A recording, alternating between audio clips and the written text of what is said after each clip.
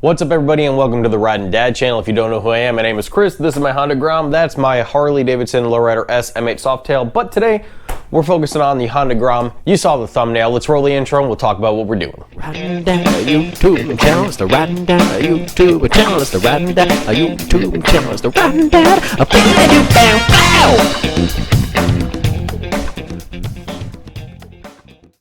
Alright, so before I talk about what I'm going to do to the bike, I gotta tell you where to get some sweet Riding Dad merch.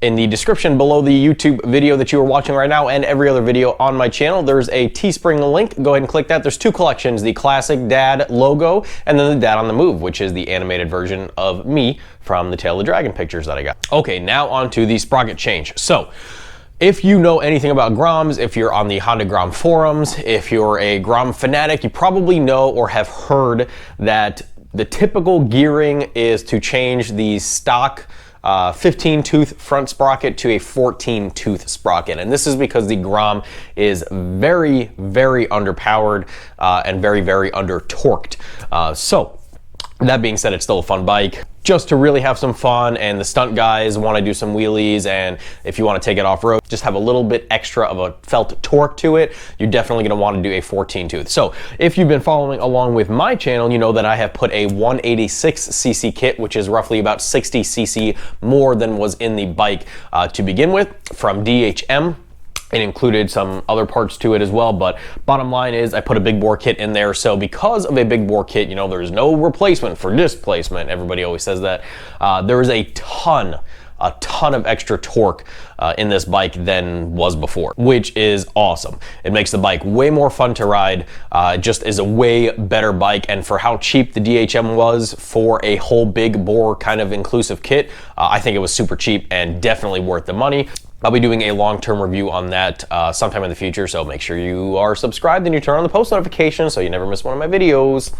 Okay, so yeah, 14-tooth is what people typically do to this bike. However, because I had all the torque, I was not even close to redlining at my top speed.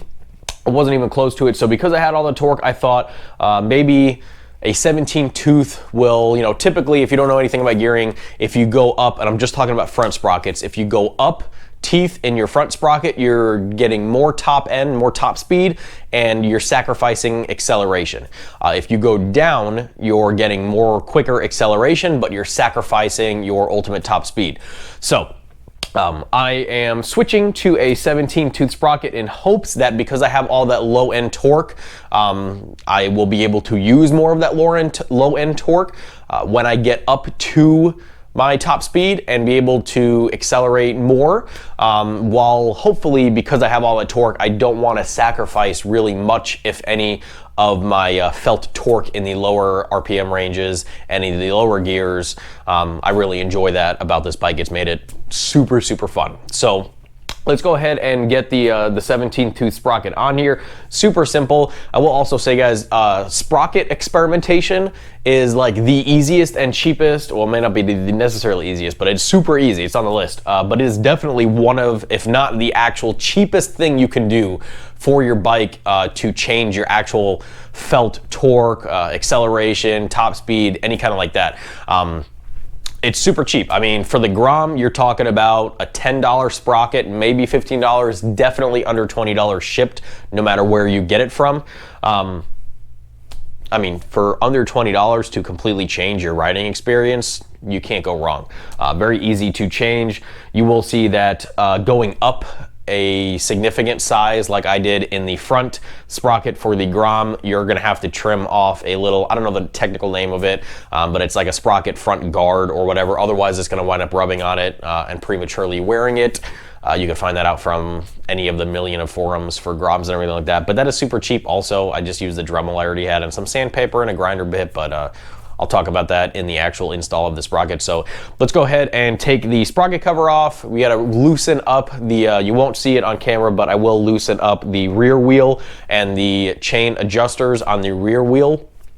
because you're going to need to, one, give the chain a bunch of slack when you're taking the sprocket off, unless you want to take the whole wheel off, which sucks. So you got to give it a lot of slack to get it off and remove the front sprocket, but then also you're going to have to readjust it when you put any kind of different sprocket sizing on either the front or back. So let's go ahead and do that. I'll stop blabbering and let's go. Alright, so the first step is going to be to remove the sprocket cover. It's held on by those two bolts.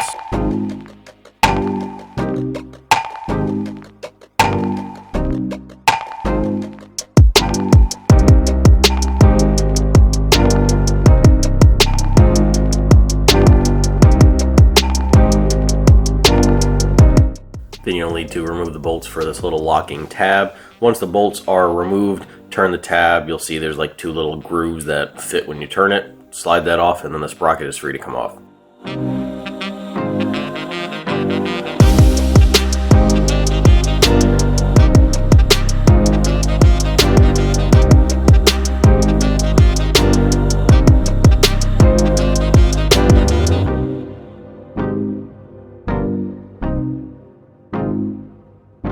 Fit the new sprocket on the chain. Through trial and error, you got to kind of wiggle it onto the actual shaft. Just roll the bike back and forth when it's in gear. That helped me a lot. And then tighten her all up.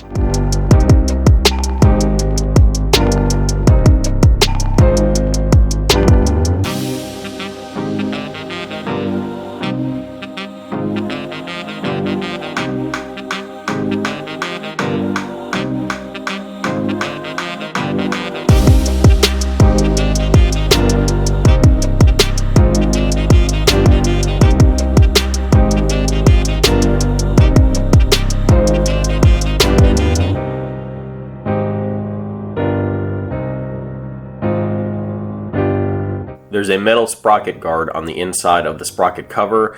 When you're going up in teeth from the stock 15, you will have to shave that down. This is a picture of mine when I already shaved it all down and I put it back on there. Otherwise, you're going to have premature sprocket wear, so just make sure that is shaved down. And here's a picture comparing the stock to the 17-tooth sprocket. Alright, so before I put the DHM Big Bore kit in there, made it a 186, my top speed was somewhere around like 63, 64, and that was like full tuck position, just really trying to get everything out of it, and it was like 1 mile an hour increase from like 55 to that for a while. It was really slow. So ever since I put the DHM in and made it to 186, my top speed has been right around the 60, 61, and that's not doing a full tuck. I haven't really done full tuck at all anymore, because the cool thing about the DHM being that it is such a larger increase for bore size, is that you get a lot more torque. So with the stock sprocket setup, it's way easy to get up to the 60 mile an hour, and then it just kind of plateaued. It's kind of an odd thing to explain and convey exactly what it feels like, but you'll just have to take my word for it. It's just super easy to get up to 60, so because of that, I've never did a full tuck or anything like that. So, but I'm not going anywhere close to 60 right now. My main concern is just to see, one, the torque characteristics to get a baseline before and after. I did warm up the motor. We're at operating temperature, so to speak. So everything's all good there. Right now, I want to do a GPS match. This is a little bit laggy, so we're going to try to cruise right at 30 according to the Grom and see how accurate the GPS on my phone is in comparison. So it's about a 1 mile an hour difference. Let's see if I get up to 35 what it'll say. 35-ish, 34. So yeah, it's about a 1 mile an hour difference. Oh, there we're pretty much even now. So that could be an issue with the phone since it's just a free app using the phone GPS, or just a little bit off. Now that we got that going, we know that that's pretty much done. On the way back towards the house, I'm going to go to about 40, 45, and we're going to see just to make sure. But we did do a few different speeds. And now my main concern is what the torque is going to feel like beforehand. So if you've heard me talk about the DHM kit, it will power wheelie, at least with me on it being about 200 pounds, it will power wheelie in first and second. And that's really without trying to like force it up and, you know, muscle the bike up.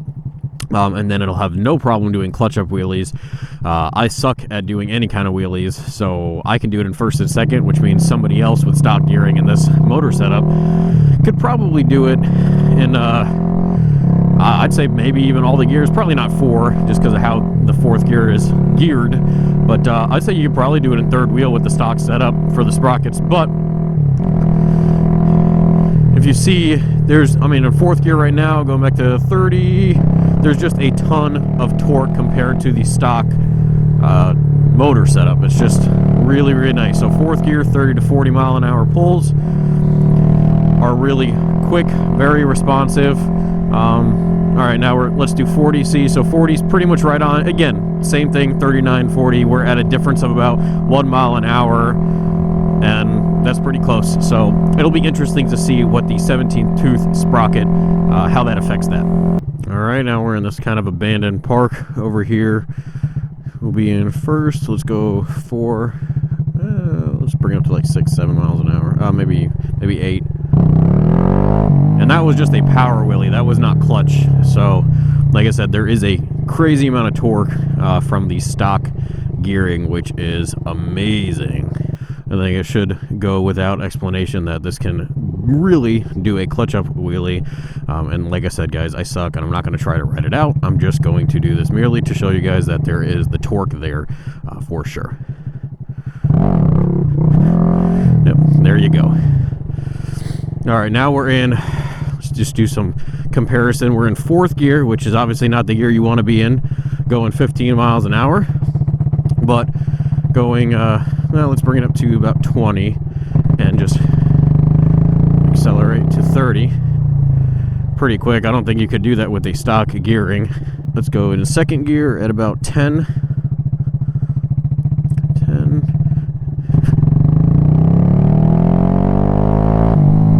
Got up to 30 in 2nd gear pretty quick with this. So as you guys can see, this is a really awesome kit, and I will be posting the full review on this kit at a later date. But right now it's all about the sprockets. So right now I have the stock 15 tooth.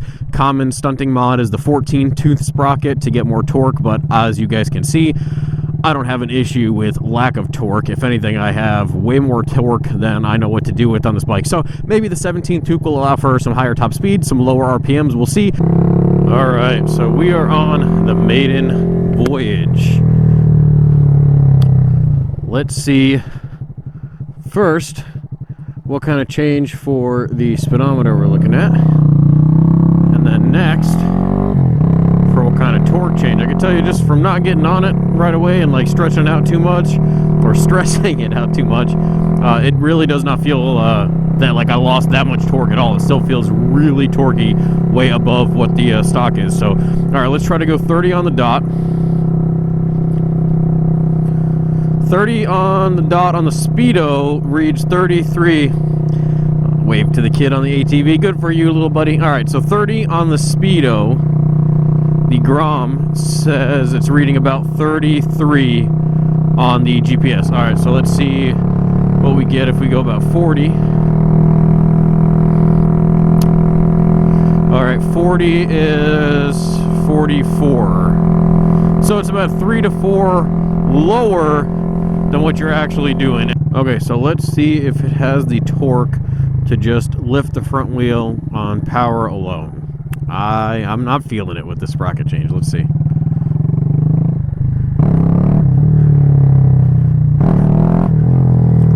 Just barely. Okay, so you can't really do an actual power wheelie on it. Even trying to yank the handlebars up, it just is not going to happen. It just only lifts it like an inch, maybe something around there. So really not enough to do a power wheelie at all. All right, let's see how it affects a clutch up. So the clutch up obviously works fine.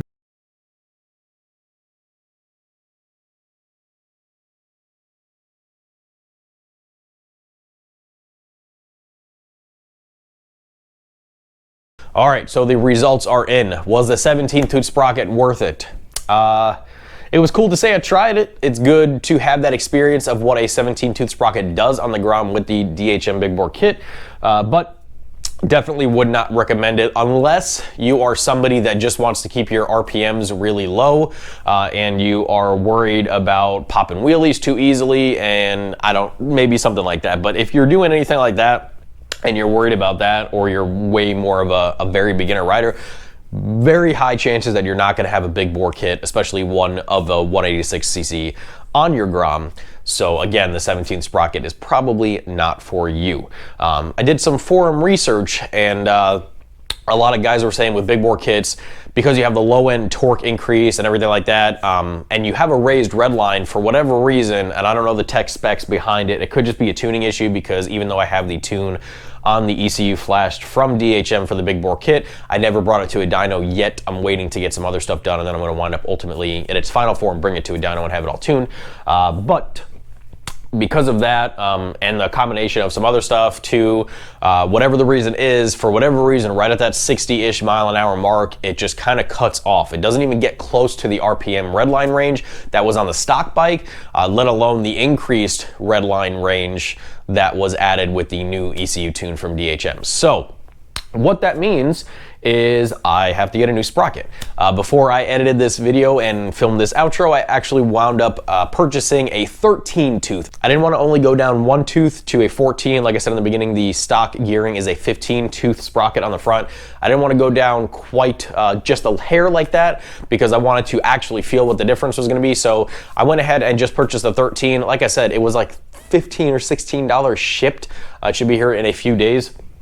I mean, you can't go wrong for that. It's super easy. Like you saw it, it's super easy to change it. So I have that coming. My hope is that, I gotta tell you, with the 17th tooth, it was actually really nice having a first gear that went up past like 10 miles an hour of usable without getting obnoxious, just super quick. So I will miss that aspect of it, and I'm sure the 13th tooth first gear is gonna be like 0 to 5 miles an hour, and just swap it out real quick to second. However, 13th tooth, if it works, it works. Cool. If it doesn't work, it doesn't. Even if the only thing that happens is just a ton more of, kind of felt torque in the lower RPMs, and just really being able to just toss it around and have fun with it, maybe I'll keep it, maybe I won't. Like I said, under $20 shipped, you can't go wrong with experimenting with front sprockets, or even rear if you want, but obviously front is way less in depth. So if you guys enjoyed this video, please hit the thumbs up. I really do appreciate it. Make sure you are subscribed, turn on post notifications so you never miss a video. Obviously, I have the Honda Grom that I am working on, currently doing stuff with videos more recently.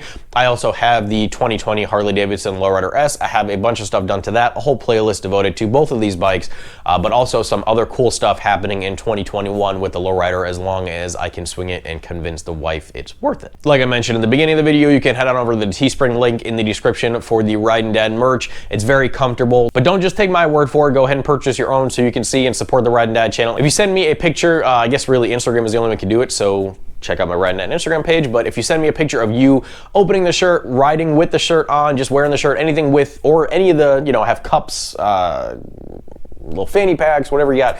If you have any of my merch and you got it, send me a picture or video or whatever. I will definitely put you on one of my videos to say thank you for supporting the channel and supporting me and what I do. And I think that's it, guys. Thank you guys for watching. Let me know what you think, if you've experimented with sprocket changes on your Grom, or what you think. I definitely will be posting a new video with my 13 tooth when it gets here. Not an install, just kind of like an overall review, since you already saw the install method is exactly the same. Check out one of these two videos on the screen. I would really appreciate it. Just go ahead and click on one of those. And until the next time, guys, ride safe, have fun. Dad out.